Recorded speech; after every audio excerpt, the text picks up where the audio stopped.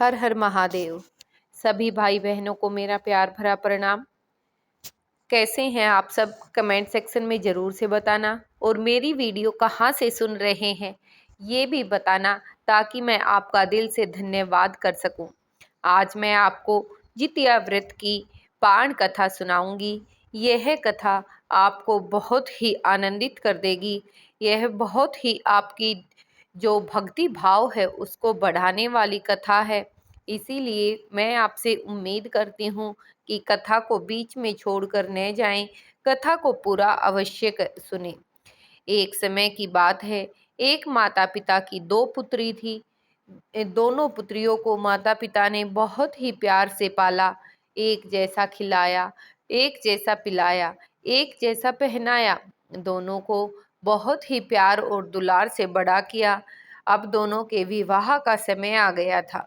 बड़ी बहन का नाम जमुना और छोटी बहन का नाम जतिनी था। दोनों बहनें बहुत ही अच्छी थी, लेकिन जो बड़ी बहन थी जमुनी, वह दिल की थोड़ी सी कठोर थी। उससे दूसरों की खुशी सहन नहीं होती थी। माता पिता ने दोनों की शादी एक ही घर में तय कर दी थी, तो वहां जाकर वो जेठानी और देवरानी भी बन गई थी। अब जो जमुनी बड़ी बहन थी, उसको कोई भी संतान नहीं होती थी, और छोटी बहन जो जतीनी थी, उसको संतान तो होती थी, लेकिन जब प्रसव का समय आता था तो बड़ी बहन कहती कि बहन, तू चुपचाप आराम से लेटी रहे, वरना तेरा प्रसव का जो कार्य है वो आराम से पूरा नहीं होगा। इसलिए आराम से लेटी रहना और चुप रहना। और जैसे ही उसका बच्चा जन्म लेता, वह उसका गला दबाकर वहीं पर मार देती थी। इस तरह बड़ी बहन ने छोटी बहन के जो 7 पुत्र जन्म लिए और सातों पुत्रों को मार दिया। इसकी वजह से जो छोटी बहन थी वह बहुत ही दुखी रहने लगी। वह हमेशा सोचती, ना जाने मैंने कौन से पाप किए हैं, किसका दिल दुखाया है जो मेरे साथ ऐसा हो रहा है। संतान को जन्म तो देती हूँ, लेकिन उनको गोद में खिलाने का पिलाने का सुख नहीं प्राप्त कर पा रही हूँ। अब तो जो बड़ी बहन थी, वह हर जगह यह कहती फिरती कि पता नहीं कैसी है मेरी बहन, अब अपने बच्चों को पैदा होते ही मार देती है। बच्चों को मारने वाली है, पैदा भी करती है और मारती भी है। सब उसको डायन डायन कहने लगे थे। कोई भी उससे बात नहीं करता था। ना गली में कोई उससे बात करता, ना परिवार में कोई उससे बात करता। इसकी वजह से छोटी बहन बहुत ही दुखी रहने लगी।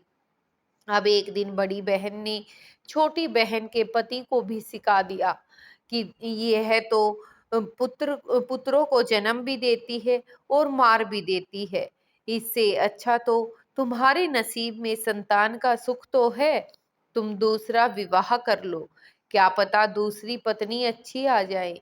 उसके पति ने भी हामी भर दी, कहा सही कह रही हो, शादी को इतने वर्ष बीत गए, अगर एक तरह से संतान ना हो तो भी सब्र कर लिया जाए, लेकिन यहाँ तो मुझे संतान भी होती है, पुत्र में रूप में भी होती है, और मेरी पत्नी उसे मार देती है। जब यह बात छोटी बहन ने सुनी तो वह बहुत दुखी हो गई। रोती बिलखती अपने घर की तरफ निकल पड़ी। वहां पर जाकर अपने माता पिता, भाई भाभी को सारी दुख भरी कहानी सुनाई। कहा कि अगर मेरे पति ने दूसरा विवाह कर लिया तो मैं किसके साथ रहूंगी, मुझे कौन सहारा देगा। तब माता पिता ने कहा, देखो बेटी, माता पिता के घर से तो बेटी की डोली उठती है, अर्थी तो उसके पति के घर से ही उठती है। इसलिए इस कार्य में हम तुम्हारी कोई भी सहायता नहीं कर सकते हैं। तुम जाओ, लौट जाओ अपने पति के घर, या तो अपने पति को समझाओ, या फिर आप अपने घर, उसी घर में जैसे भी तेरा गुजर बसर हो वैसे रहना, हम इसमें कुछ नहीं कर सकते। बेचारी बहुत ही दुखी मन से रोती बिलखती वापिस अपने घर को आई। घर आकर अपने पति से बात की, उनसे कहा कि आप मुझे 1 साल का समय और दे दीजिए।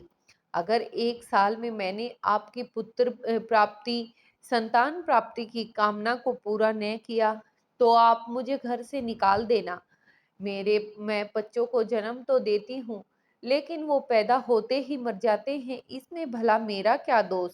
मैं भी तो चाहती हूँ कि मैं अपनी संतान को अपनी गोद में लूँ, उनको खिलाऊँ, ममता वात्सल्य दूँ, लेकिन मेरा इसमें क्या कसूर? आप ही बताइए। जब उसने ऐसे करुणामयी स्वर में कहा, तो उसके पति को भी दया आ गई। उसके पति ने कहा, ठीक है, मैं तुम्हें 1 साल का समय देता हूँ। शायद इस बार तुम मुझे संतान का सुख दे सको। अब दोनों की हामी हो गई। ऐसे ही जितिया का दिन था। जितिया का दिन आया। जितिया के दिन के समय वह गंगा के किनारे जाकर बैठ गई। वहां पर कथा वाचक कथा कह रहे थे, तो उनकी कथा को सुना। उनकी कथा को सुन रही, झरझर आंखों से आंसू बह रहे और बैठी बैठी सोच रही, देखो भगवान ने मुझे कितनी खुशियां दी, मुझे 7 पुत्र दिए। देखो जितवाहन बाबा की कृपा, मेरे सातों पुत्र फिर से मर गए।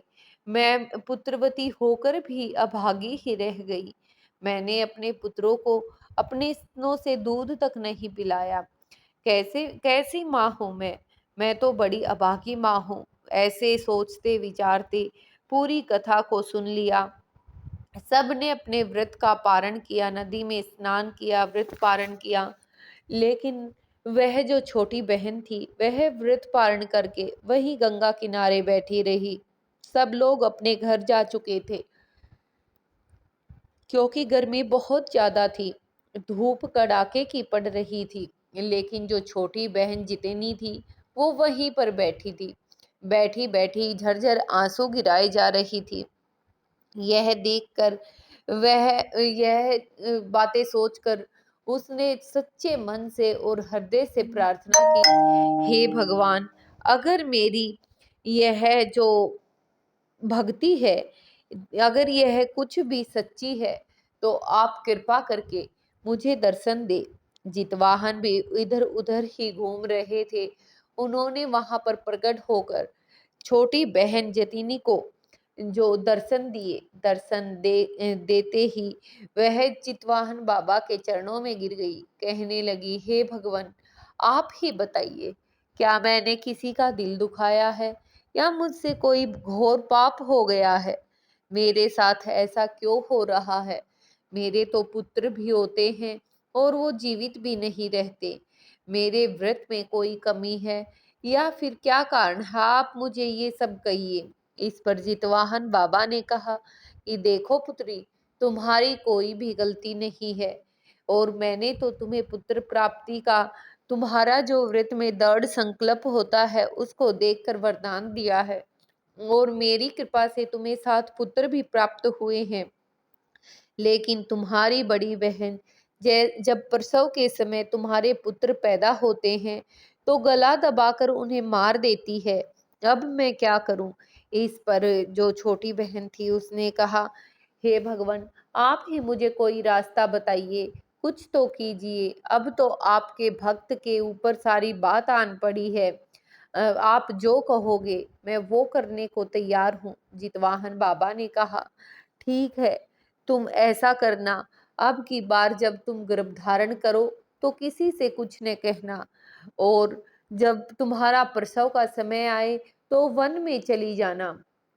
इस पर जो छोटी बहन थी, उसने कहा कि हे जितवाहन बाबा, अगर मैं वन को गई तो वहां तो कोई नहीं होगा, फिर प्रसव के समय मेरी सहायता कौन करेगा? तब जितवाहन बाबा ने कहा, बस तुम इतना ही करना, आगे सब भगवान पर छोड़ देना। शिव भगवान की कृपा से सारी चीजें ठीक हो जाएंगी। ये सुनकर जितिनी ने भगवान को प्रणाम किया और घर लौट आई। कुछ से महीने बीत गए। कुछ महीने बीतने के बाद जतिनी ने गर्भ धारण किया, और वह जब गर्भ धारण किया, तो उसने ये बात किसी से न कही, बल्कि अपने पति को भी न बताई। लेकिन ये बात छुपाए थोड़ी ना छुपती है। वो एक दिन जब 6वां 7वां महीना चला, पेट बड़ा हो गया तो सब कहने लगे शायद अब की बार इसको फिर से गर्भधारण हुआ है। उसकी बड़ी बहन ने पूछा, क्यों री जतीनी, तूने तो बताया भी नहीं कि तूने गर्भधारण किया है।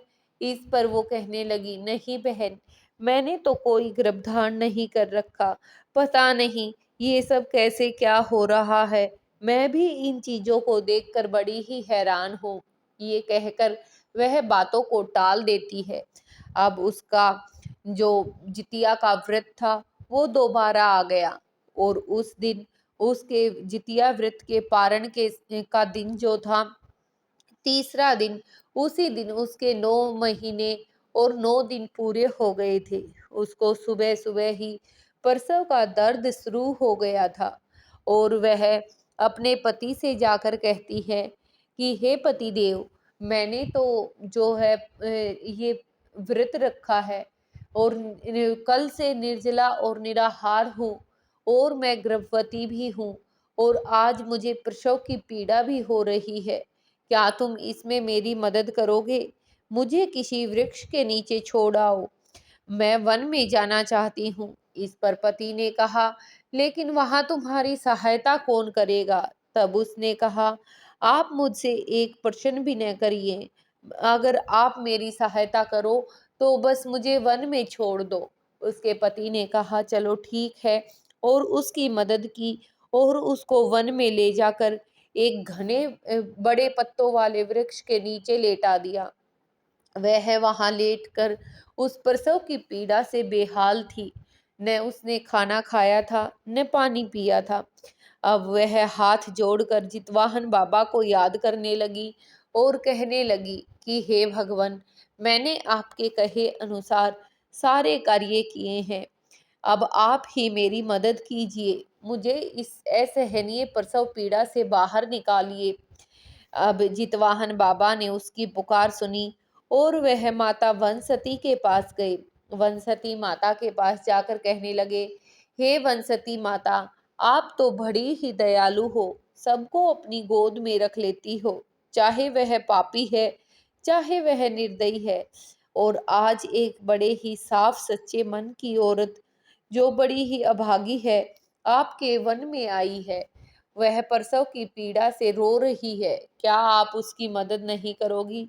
माता वनसती ने कहा, मैं जरूर उसकी मदद करूंगी। और ये कहकर एक बूढ़ी औरत का रूप धारण कर वहां पर आ गई। आकर कहा, बेटी, क्या हुआ तुझे? तब वह छोटी बहन कहने लगी कि माता, मैं प्रसव पीड़ा से परेशान हूँ, क्या आप मेरी मदद कर सकती हैं? तब उसने कहा, हाँ, और उसके पति को थोड़ा दूर भेज दिया, और कुछ ही समय में एक उस सुंदर से पुत्र को उस जतीनी ने पैदा किया। पुत्र पैदा होते ही रोने लगा और चिल्लाने लगा। उसके पति के कानों में यह आवाज गई तो उसकी खुशी का कोई ठिकाना न रहा। वह भी दौड़ा दौड़ा वहां आ गया और आकर पूछा, क्या हुआ है? तब बूढ़ी बाई ने कहा, मुबारक हो बेटा, तुम्हें पुत्र प्राप्त हुआ है, और यह तो बहुत ही शुभ समय पर आया है। आज तो जितिया का जो पारणा समय चल रहा है, उस समय तुम्हें पुत्र की प्राप्ति हुई है। पुत्र को देखकर उसके पति की खुशी का कोई ठिकाना न था, वह बहुत ही खुश हो गया था। अब वनसती माता ने कहा, बेटी, तुम यहाँ से नहा धोकर और कपड़े अच्छे से लगाकर घर चली जाओ, और घर जाने के बाद अपने पुत्र को कुछ दिन तक किसी को मत दिखाना। जब ये बात उसके पति ने कही तो वह भी थोड़ा सा हैरान हुआ, लेकिन माता वनसती की बात सुनी, उनको प्रणाम किया, और अपनी पत्नी और बच्चे को लेकर घर आ गया। जब वह पत्नी और बच्चे को घर लेकर आया तो बड़ी बहन तो हैरान और जलन के मारे पांव तले से जमीन निकल गई। वह भाग कर गई और जाकर छोटी बहन के ऊपर चिल्लाई कि ये सब क्या है, तुम बच्चा कहाँ से लेकर आई हो? तब उसने कहा, बहन, यह मेरा ही बच्चा है, मुझे आज सुबह से ही प्रसव पीड़ा हो रही थी। तब उसकी बहन ने कहा, तो बाहर क्यों गई, घर में ही प्रसव क्यों नहीं किया? तब छोटी बहन ने कहा, बहन, तुम तो जानती हो यहाँ पर मेरे 7 पुत्र मर चुके हैं। अगर मैं इस पुत्र का जन्म भी यहाँ पर करती और प्रसव के समय यहाँ रहती तो शायद मेरा 8वां पुत्र भी जीवित न रहता। यह सुनते ही बड़ी बहन रोने और चिल्लाने का ड्रामा करने लगी कि तो क्या तुम मुझ पर लांछन लगा रही हो कि मैंने तुम्हारे पुत्रों को मारा है, और बुरी तरह रोने लगी और चिल्लाने लगी। अब तो जब सुबह हुई, रात का समय आया, तो जितवाहन बाबा की कृपा से उसकी जो चारपाई लगी हुई थी, उस चारपाई के आसपास सातों पुत्र आ गए। जो बड़ा पुत्र था वो तो काफी बड़ा भी हो चुका था, क्योंकि सब में एक एक साल का ही तो अंतर था। तो उसका पुत्र काफी बड़ा हो चुका था। वो सब आकर उसकी चारपाई के चारों तरफ रोने लगे और चिल्लाने लगे कि माँ हमें गोद में लो, माँ हमें गोद में लो। हमें तो मौसी ने मार दिया, हमें तो मुक्ति भी नहीं मिली है। हम तो माता वनसती की गोद में रहते थे, उन्होंने ही हमारा पालन पोषण किया है। हे माता, आप हमें अपने पुत्र के रूप में स्वीकार करें। जितवाहन बाबा की दया से हम जीवित हो गए हैं। ये सुनकर उसने अपने पति को जगाया।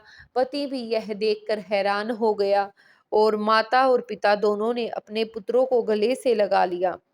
अब पुत्रों को गले से लगाया, सुबह हुई, मोहल्ले में तो हंगामा हो गया। सब कह रहे कि ये कैसे संभव है।